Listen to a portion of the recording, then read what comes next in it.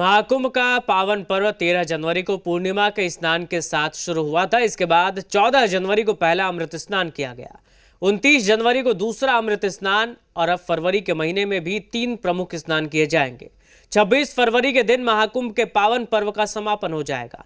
हादसे के बाद प्रशासन पूरी तरह से अलर्ट पर है और आगे के दिव्य स्नान की तैयारी में जुटा है।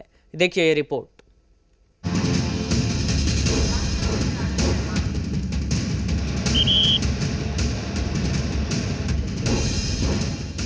एनएसजी कमांडो, पीएसी बटालियन, घुड़सवार दस्ता, अतिरिक्त फोर्स की तैनाती, जमीन पर बड़े अफसर मुस्तैद। महाकुंभ में हादसा और भगदड़ ने प्रशासन को और भी अलर्ट कर दिया है। प्रयागराज से लखनऊ तक अफसर महाकुंभ की पूरी व्यवस्था पर दोबारा जांच पड़ताल कर रहे हैं।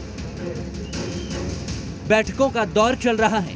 महाकुंभ क्षेत्र के सभी थानों, सभी अफसरों के साथ वरिष्ठ अधिकारी मंथन में जुट गए हैं। दरअसल महाकुंभ के आखिरी 3 प्रमुख स्नान फरवरी के महीने में हैं। 3 फरवरी को अंतिम अमृत स्नान होगा, 12 फरवरी को माघ पूर्णिमा का स्नान है और 26 फरवरी को महाशिवरात्रि का स्नान होगा। यानी सिर्फ 5 दिन के बाद ही 3 फरवरी को अंतिम अमृत स्नान होने वाला है।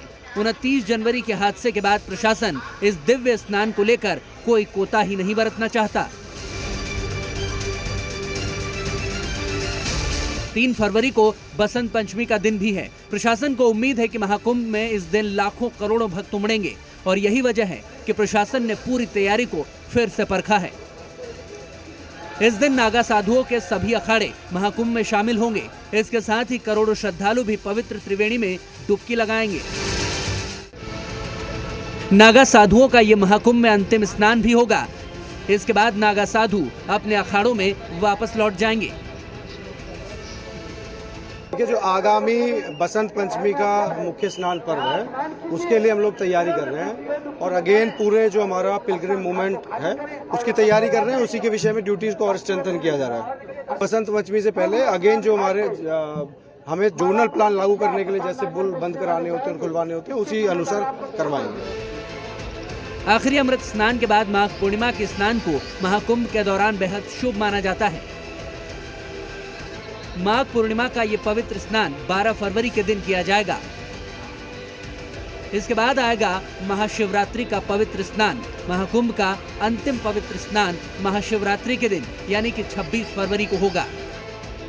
त्रिवेणी घाट के जल से इस दिन शिवलिंग का जलाभिषेक करना भी बेहद ही शुभ माना जाता है। इस दिन बड़ी संख्या में शिव भक्त प्रयागराज में त्रिवेणी घाट पर पहुंचेंगे। महाशिवरात्रि के स्नान को बेहद शुभ माना जाता है। इस दिन स्नान के साथ ही शिव पूजन करने से जीवन में सुख समृद्धि आती है।